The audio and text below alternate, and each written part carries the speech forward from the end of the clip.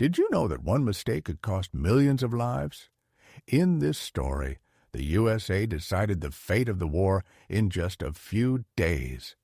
If you're interested in the truth about World War II, subscribe and hit the like button. There are many shocking facts ahead. June 26, 1944, Hollandia Air Base, Dutch New Guinea. Imagine a humid afternoon on a far-flung Allied airfield, where even the buzzing of insects seemed to echo the tension of war. Inside a modest recreation hut, a checkers game lay in suspense. Lieutenant Colonel Charles McDonald sat over the board, eyes narrowed in concentration. His opponent, Lieutenant Colonel Merrill Smith, the operations officer for the Satan's Angels fighter group, was matching him, move for move. But then a figure appeared at the screen door. A man stood there quietly composed. He had introduced himself, but the name hadn't quite sunk in. "Come again?" McDonald asked, still mentally on the board. The visitor calmly repeated his name. Charles Lindbergh.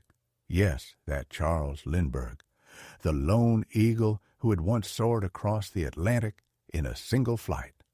Now, here he was, thousands of miles from home, standing unannounced in a makeshift jungle outpost, seeking a conversation about P-38 combat operations.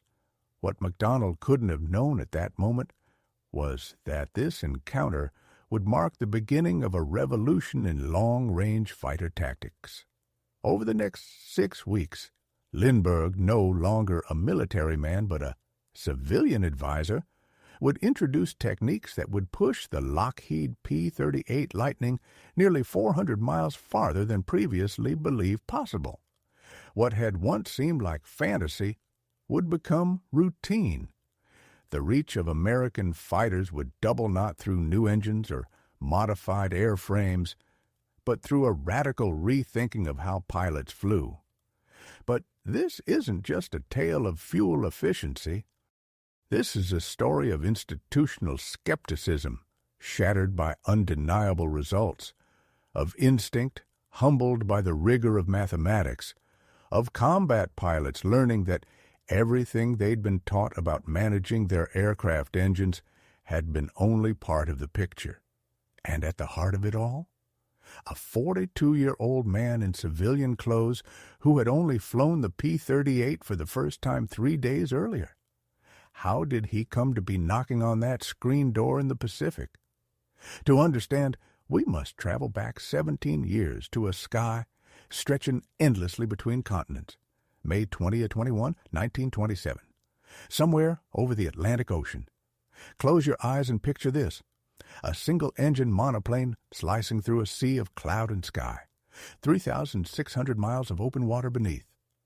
In the cockpit sat Charles Augustus Lindbergh, locked in solitude, navigating from New York to Paris over 331 unbroken hours. His aircraft, the Spirit of St. Louis, was a marvel carrying 450 gallons of fuel in oversized tanks so massive they blocked his forward view entirely. Lindbergh flew by periscope and dead reckoning, calculating his position with painstaking care and monitoring fuel with a discipline that bordered on obsession. When he touched down at Le Bourget Field, 85 gallons still sloshed in his tank's proof of a fuel efficiency so precise that engineers of the day would have called it impossible. In doing so, Lindbergh hadn't just completed a historic flight, he had become a master of engine economy, of balancing fuel, power, and distance with the finesse of a surgeon. That precision would become his signature.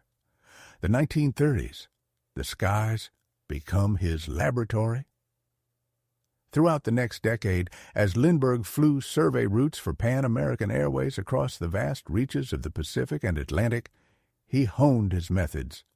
He came to understand something few pilots grasped, that the official range of an aircraft was just a median, not a maximum.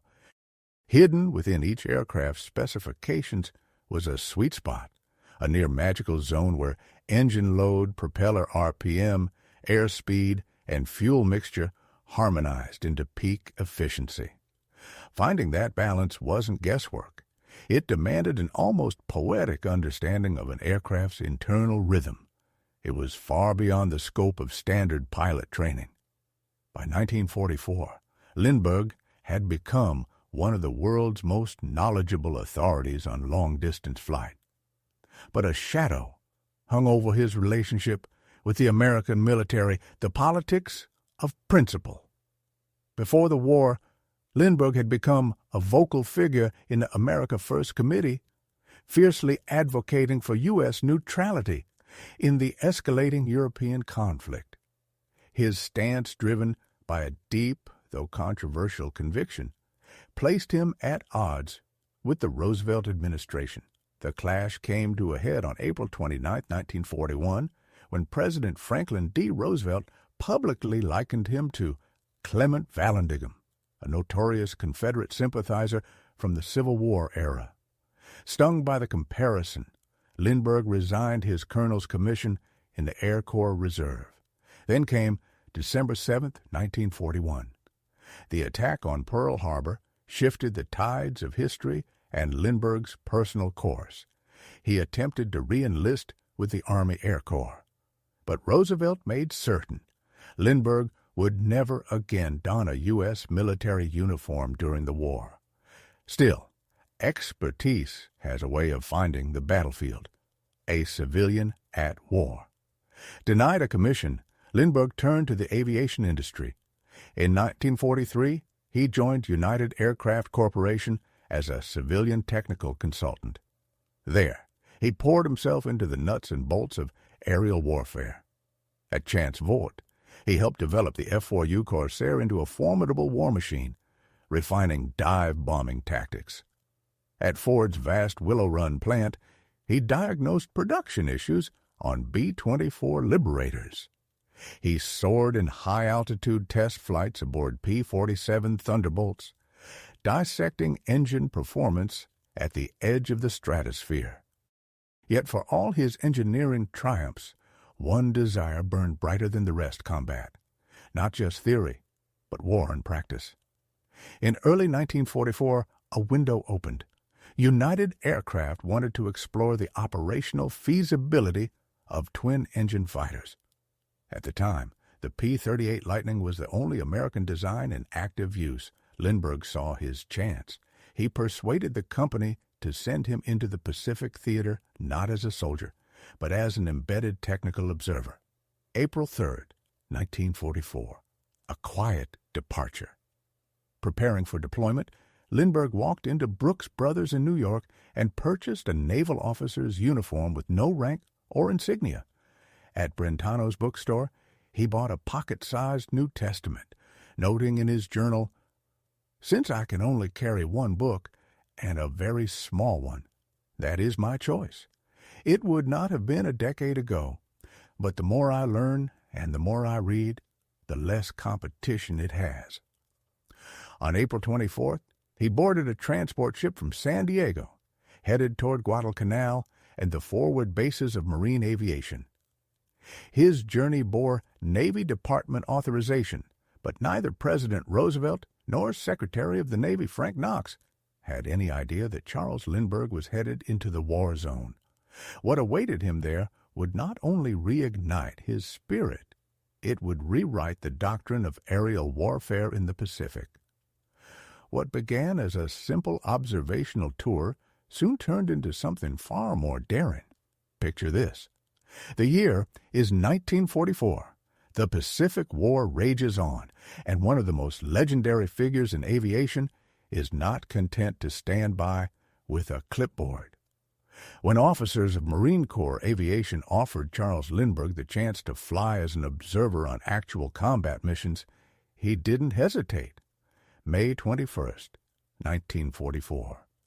Near the smoldering remnants of the Japanese stronghold at Rabaul, Lindbergh took to the skies with Marine Fighting Squadron 222. The brass called it observation. But Lindbergh's guns were armed, and when targets appeared in his sights, he fired. He wasn't merely riding along, he was fighting. What followed was proof that Lindbergh was not just a man of theory, but a practitioner of unmatched precision. Working shoulder to shoulder with Corsair pilots, he taught them how to safely launch with bomb loads twice the rated limit of their F-4Us. The Marines had been losing aircraft in tragic takeoff accidents, crushed under too much weight and too little lift. Lindbergh, with his razor-sharp mind for detail, dissected every variable: power settings, takeoff speed, center of gravity. The result? Fewer accidents, more payloads delivered, combat effectiveness elevated. Whispers turned into buzz across the Pacific. Charles Lindbergh, yes, that Lindbergh was not only flying combat missions as a civilian, but solving problems that had baffled trained military officers for months. By mid-June 1944, his attention turned toward a new frontier, the P-38 Lightning. United Aircraft's interest in twin-engine fighters aligned perfectly with Lindbergh's growing fascination with the 475th Fighter Group, known by the ominous name Satan's Angels. They were the elite, the razor's edge of lightning performance in the Pacific. If he wanted to understand the P-38, that was where he needed to be. June 15, 1944, Finschhafen, New Guinea. Lindbergh hitched a ride to the forward airfields. Arriving at the 5th Air Force headquarters in Nadzab, he lunched with Colonel Marion Cooper. Days later, on Sunday, June 18th, he shared dinner with General Ennis Whitehead. Their conversation covered the fast-evolving landscape of New Guinea air operations and Lindbergh's plans to embed with P-38 squadrons. There was no formal paperwork, no official assignment, but in the flexible, often improvised command web of the Southwest Pacific, connections and credibility could open doors faster than orders ever could. June 20th, a new bird, a new challenge. Lindbergh spent nearly an hour and a half checking out in a P-38 with the 35th Squadron of the 8th Fighter Group. This was his first dance with the twin-boom Titan, fast, complex, unforgiving. Then came June 26th. Lindbergh stepped off a transport plane at Hollandia and wandered into a modest recreation hut. There, in the middle of a heated checkers game, sat Lieutenant Colonel Charles McDonald, 29 years old, already a 10-victory ace, and commander of the 475th Fighter Group. At first, McDonald barely looked up. Another visitor, another distraction. But when Lindbergh introduced himself and mentioned he was sent by General Hutchinson to observe P-38 operations, McDonald's eyes sharpened. The game was forgotten. A brief conversation followed.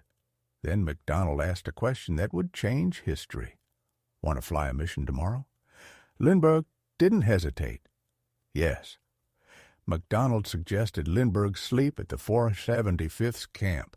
There was no point in returning to headquarters. A spare cot was found. That night, word spread like wildfire.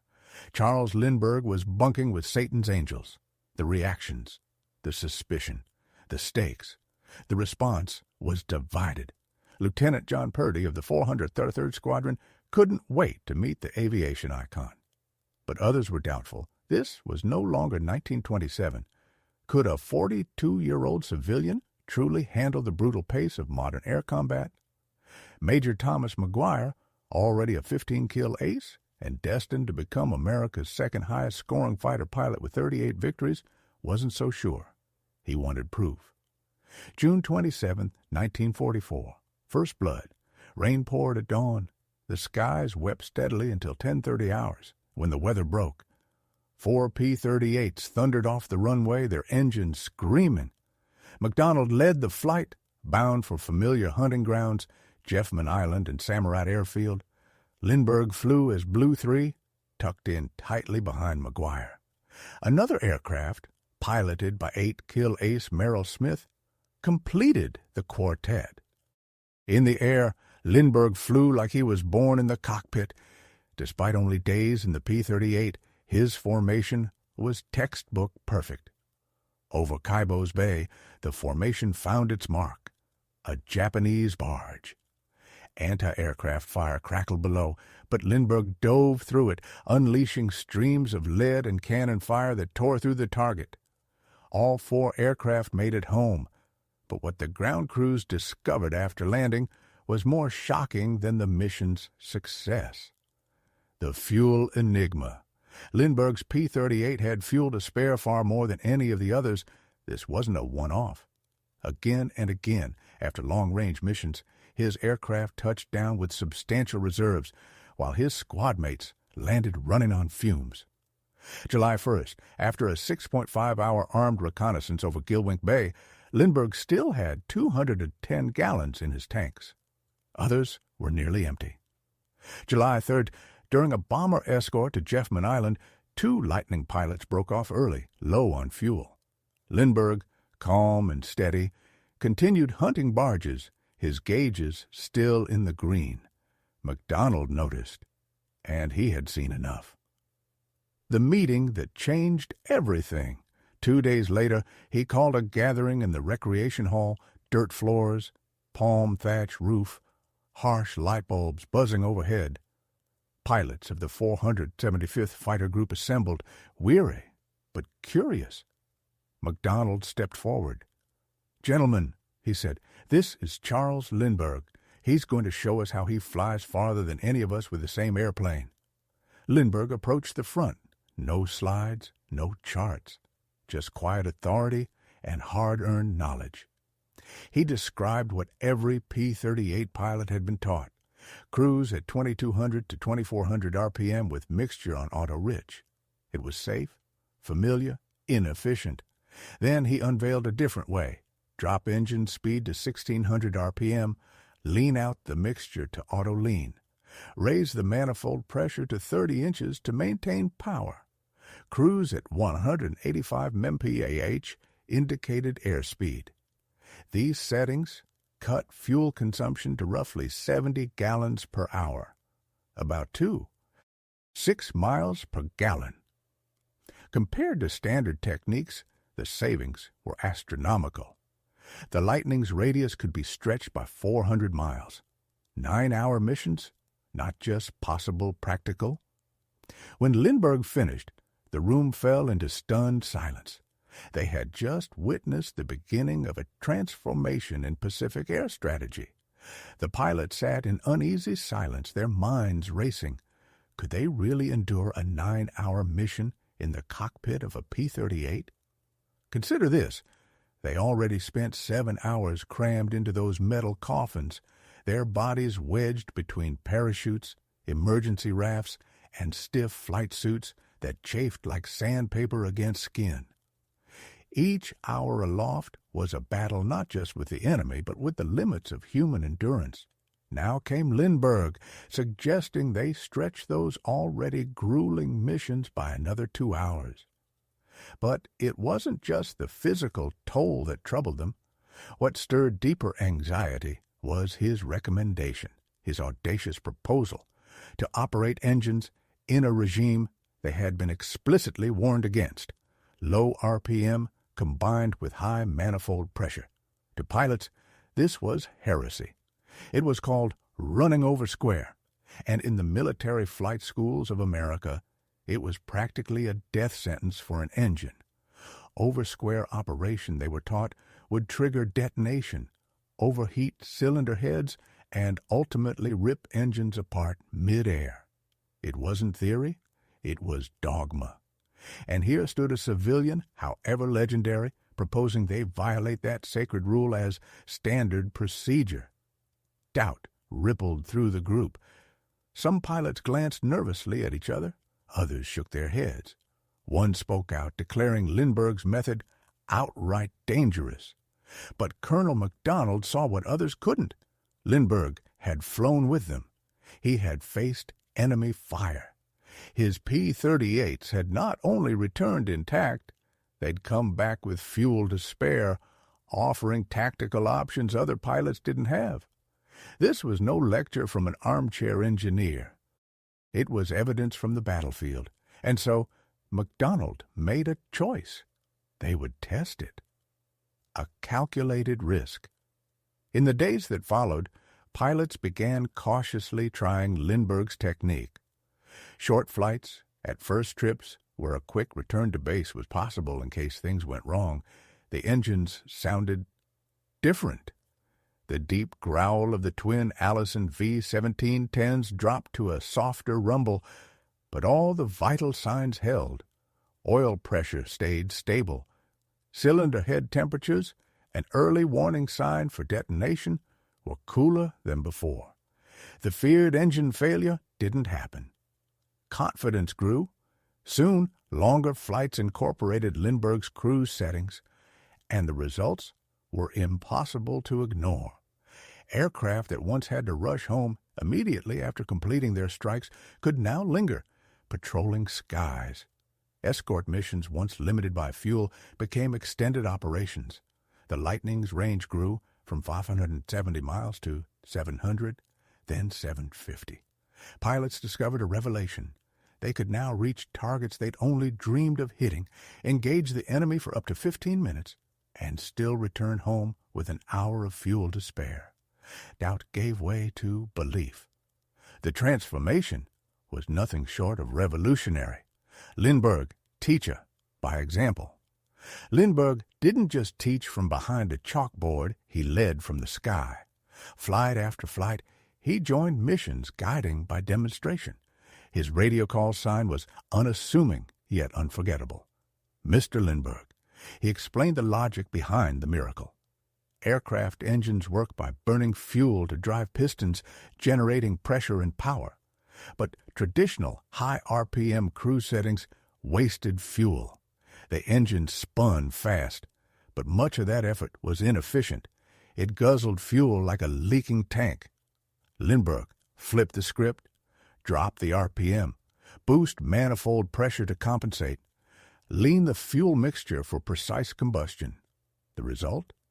The same power, fewer combustion cycles, better fuel economy, no excess fuel wasted for cooling, no risk of detonation, because 30 inches of manifold pressure was moderate far from the 60-inch emergency settings used in combat. Ironically, the lower RPM reduced stress on engine components. What had been taught as dangerous was not dangerous at all, just misunderstood. And where had Lindbergh gained this knowledge? From thousands of hours over oceans and continents, his 1927 solo flight across the Atlantic, his years charting Pan Am's routes across the vast Pacific. He had seen beyond the manufacturer's limits. He had written his own rules in the clouds. The twin-engine safety net. One reason the technique worked so well in the P-38? 2 engines. Over the vast Pacific, where a mechanical failure often meant a watery grave, pilots of single-engine fighters had to play it safe. But the Lightning gave them a second chance, a safety margin. If one engine gave out during these cruise experiments, the other could bring them home, and the logistical reality backed them up. The Pacific Theater was being supplied generously with Allison V-1710 engines and spare parts.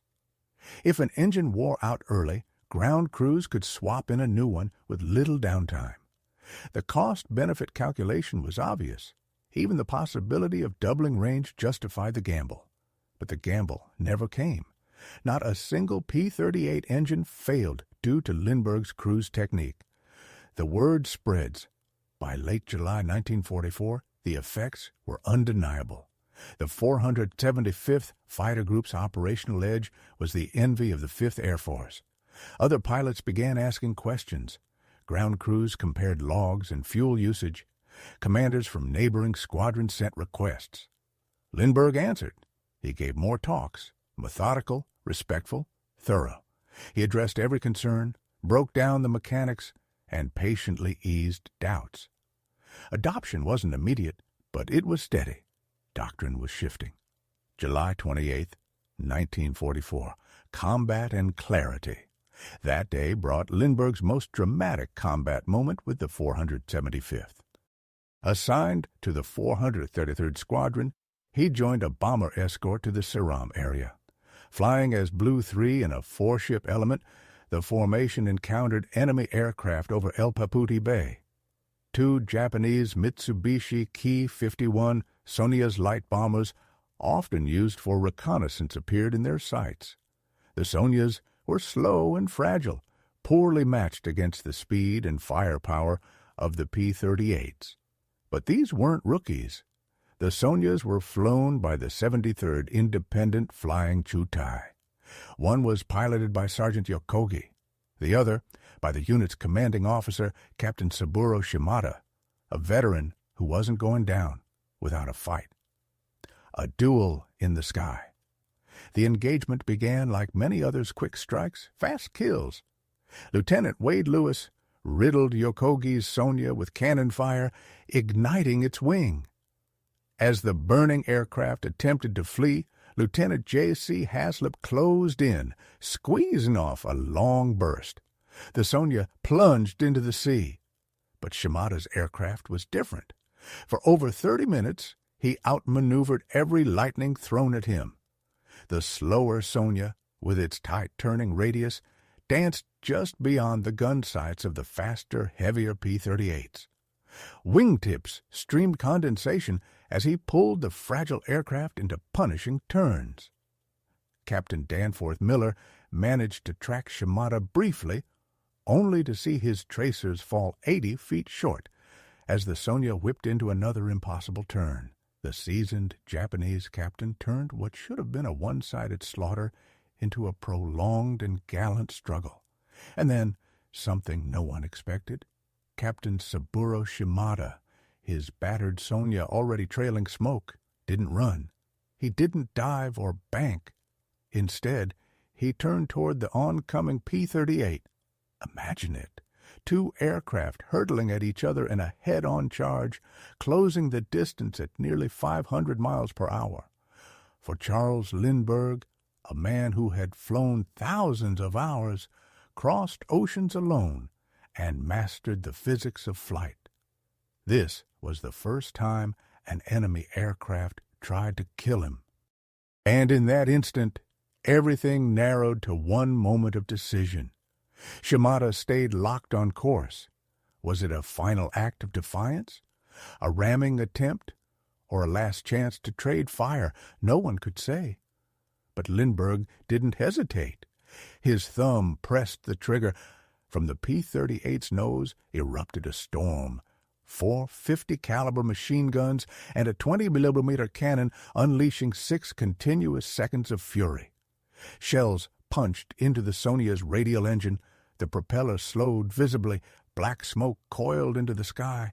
And still, Shimada came on. At the final second, Lindbergh yanked back hard on the yoke. His lightning surged upward, missing the smoking Sonya by mere feet. Behind him, the Japanese aircraft faltered, nose dropping into a steep dive. Other P-38s fired. Smoke trailed like a ribbon across the sky. Then the Sonya struck the ocean hard. A great white plume erupted, then faded into ripples. The sea closed over the wreckage, leaving only widening circles of foam.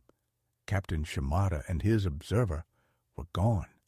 One kill unspoken. Back at base, the discussion began. Who had fired first? Who delivered the fatal shot? MacDonald, Miller, and Lindbergh had all scored hits.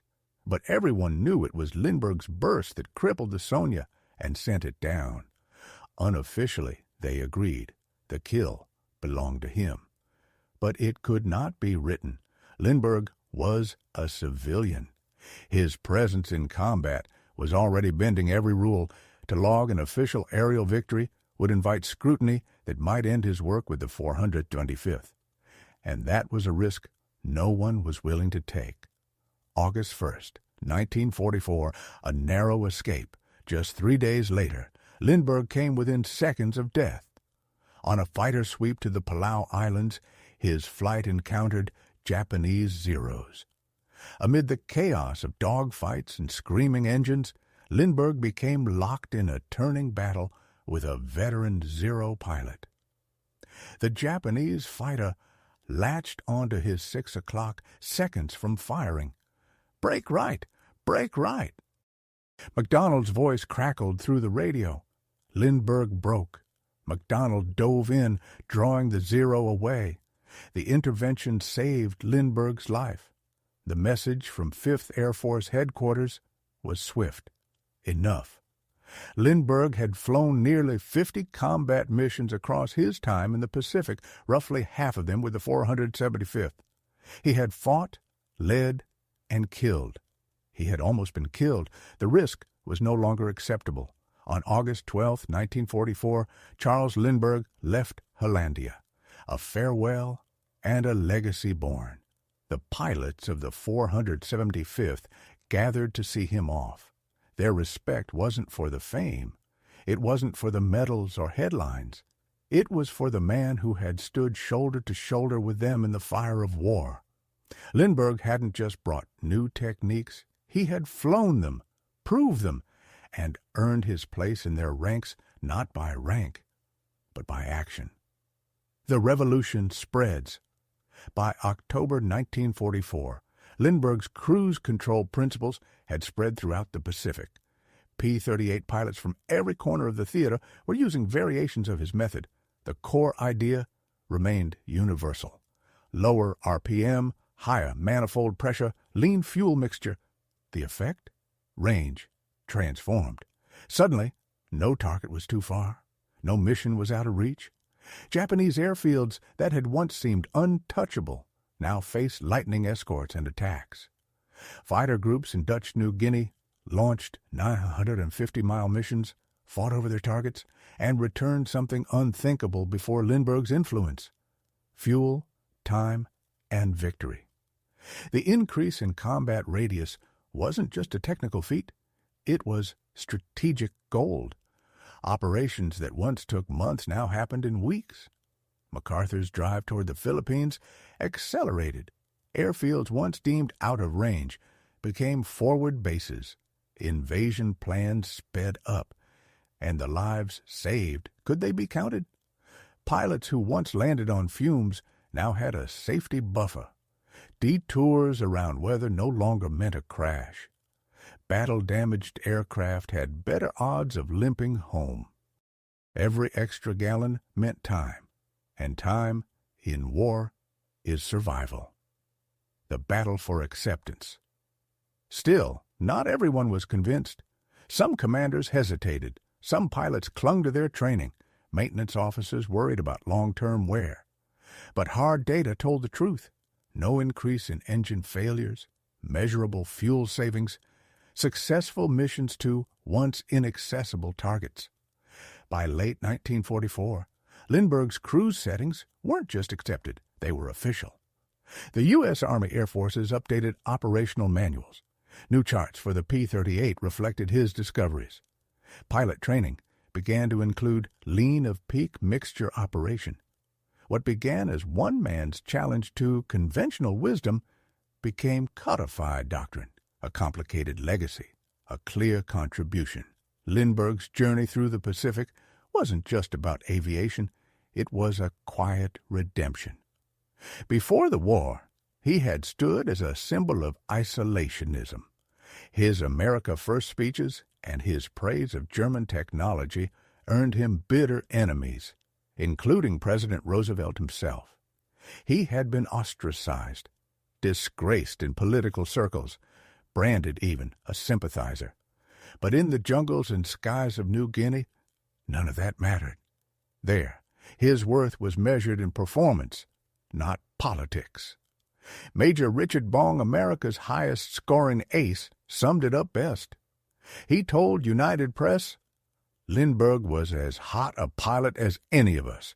He would have been out there knocking off Japs every day if General Kenny had let him." No press statement or apology could equal that praise.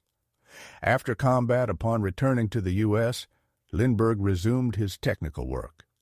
In October 1944, he participated in a high-level Army-Navy conference on fighter performance.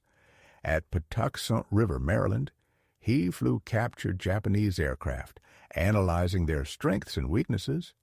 He continued consulting for manufacturers. solving problems that frontline pilots couldn't afford to face alone. The numbers don't lie. The impact of his innovation is best told through numbers. The P-38J carried 410 gallons internally spread across 6 tanks. With drop tanks, fuel load could exceed 1,000 gallons. At the military standard cruise settings, 200 RPM, auto-rich, consumption was high, much higher than Lindbergh's technique. His method, while at 600 RPM, 30 inches manifold pressure. Auto-lean mixture fuel consumption dropped to 70 gallons per hour. Combat radius expanded from 570 miles to 750, a staggering 31% increase. And with drop tanks, missions of 1,000-plus miles became reality. 9-hour flights?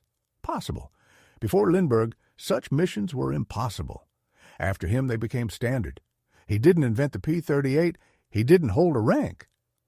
But he redefined the limits of what that aircraft and its pilots could do. The island-hopping campaign that carved General Douglas MacArthur's path through New Guinea and into the Philippines wasn't merely a sequence of invasions. It was a chess match played across thousands of miles of ocean. At every turn, one question ruled the board. Could our fighters reach? Fighter range dictated everything. Which islands could be bypassed? Which demanded bloody landings to establish forward airfields? The difference between an airstrip and a death trap was often a matter of miles. Lindbergh changed the rules of that game.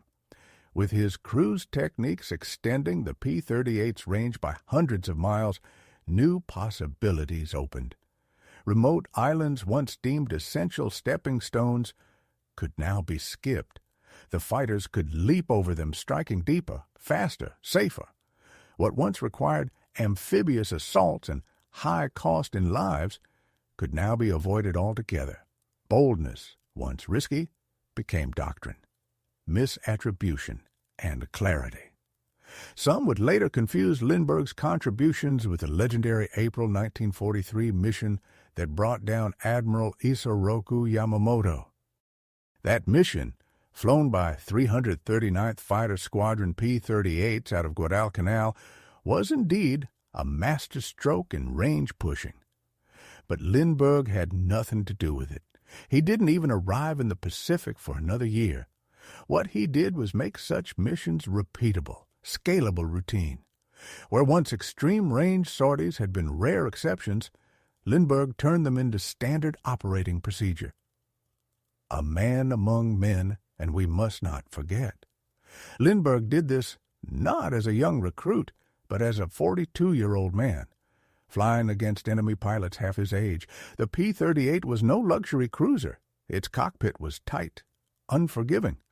7 to 9 hours locked inside, enduring tropical heat, high-altitude cold, and the whiplash of high-G combat turns was an ordeal that tested even the strongest. Lindbergh never once asked for easier treatment, no favors, no deference. He flew the same missions, faced the same guns, took the same risks, and that more than any speech made his message credible. If he had simply briefed the pilots from a desk, they would have dismissed him as another armchair theorist. But he didn't. He climbed into the cockpit, stared down zeros, and landed with fuel left in his tanks. That's what earned their trust. A new kind of warrior. Beyond fuel efficiency, Lindbergh's presence sent a deeper message. Civilians can matter in combat. He wasn't a general. He had no command. But he brought technical wisdom that changed lives. His success encouraged commanders to listen to civilian representatives from aircraft builders, engine makers, laboratories. And those conversations sparked a chain reaction of innovation that rippled through the war. Where once military institutions had leaned on hierarchy alone, they now began to accept that expertise, wherever it came from, could be decisive. An aircraft worthy of the task. The P-38 Lightning II played its part in this transformation. Its twin engines offered the safety net needed to test new methods. The Allison V-1710, for all its critics, responded beautifully to precise mixture control. And the Lightning's fuel system, with its maze of tanks and pumps, gave pilots tools to manage every drop. Yes, the P-51 Mustang would eventually eclipse the Lightning in some theaters. But in the Pacific, the P-38 remained a workhorse to the end its range, armament, and twin-engine reliability unmatched for the long ocean-hopping missions of the campaign. The record books speak, the numbers tell the story. 551 aerial victories for the 475th Fighter Group. Major Thomas McGuire, with 38 kills, America's second highest scoring ace, flew exclusively in P-38s. And every aspect of the Lightning's performance was amplified by Lindbergh's fuel-saving technique. More range, more fight time, more survivors returning home, thousands of sorties, hundreds of thousands of flight hours. The results, while impossible to fully quantify, were undeniable. Politics versus practicality. It's a story that also reveals how institutions and individuals clash. Before the war, Lindbergh's outspoken isolationism and his controversial views made him a political pariah. President Roosevelt personally barred him from military service, but war has its own logic, and as the need for his expertise grew undeniable, the system bent just enough to let him in, unofficially, irregularly, quietly. No orders, no uniform, just results. In a modern military, such an arrangement might be unthinkable. But in 1944, in the jungle airstrips of New Guinea, pragmatism trumped bureaucracy, and the war effort reaped the reward. Remembered by those who knew years later, when interviewed, the men who flew with Lindbergh didn't remember the headlines. They remembered the man. Colonel Warren Lewis, commander of the 402nd Squadron, could still recite Lindbergh's fuel settings decades later. The specifics shifted slightly between models and missions, but the principle stayed firm. Lower RPM, higher manifold pressure, lean mixture, longer reach, simple, effective, proven, the end of the flight. Charles Augustus Lindbergh died on August 26, 1974, aged 72, on the Hawaiian island of Maui. Just 9 days earlier, he had quietly left Columbia Presbyterian Hospital in New York, knowing the end was near. He arrived in Kipahulu and was buried only hours after his death. No ceremony, no headlines, just 15 people, a handmade coffin, a grave dug deep in lava rock and lined with black beach stones. His marker, a modest slab of concrete, bears words from Psalm 139. If I take the wings of the morning and dwell in the uttermost parts of the sea. The legacy. His wartime journals, published in 1970, laid bare the details of his Pacific service, including his days with Satan's angels. But more than the missions, more than the numbers, what Lindbergh left behind were principles still relevant today. Technical expertise has a place in combat. Civilian knowledge can be a force multiplier. Doctrine must bend when facts demand it. Demonstration speaks louder than theory. There is always room for improvement. The final analysis. In the end, Lindbergh's Pacific campaign was a convergence of opportunity and preparation. The Pacific theater demanded range beyond what doctrine allowed. Lindbergh had the rare combination of deep expertise and a platform to apply it. And more importantly, he had the courage to put it to the test, personally. He worked not as a star, but as a peer, not as a name, but as a brother in arms. And through sheer understanding, he unlocked performance hidden in plain sight. His story is not unlike the tale of German POWs who, upon witnessing American industrial might, realized the true power of democratic productivity. But Lindbergh's impact wasn't psychological. It was technical. And he proved that sometimes the greatest breakthroughs don't come from new machines, but from new minds. The P-38 Lightning, with its iconic twin booms, flew to war's end, an emblem of air power across the Pacific. And in its shadow, in the memories of the men who flew it, was always the civilian who came not to command, but to teach. They remembered the one who showed them that limits could be challenged, that knowledge could defeat distance, and that the impossible was often just a matter of knowing where to look. He came as an observer. He left as a brother. And he changed the war with nothing but understanding and the courage to use it. They flew farther. They fought longer. They came home safer. All because one civilian, unauthorized, unranked, and unarmed in official status, shared a knowledge that no one else in the Pacific understood so completely, not born in a lab, not drafted by engineering committees, but shaped by a singular experience 17 years earlier, high above the Atlantic Ocean. There, in 1927, Charles Lindbergh had mastered the delicate art of fuel efficiency, an art that demanded absolute understanding of one's machine, obsessive management of every ounce of resource, and a refusal to believe that published limits were anything more than suggestions.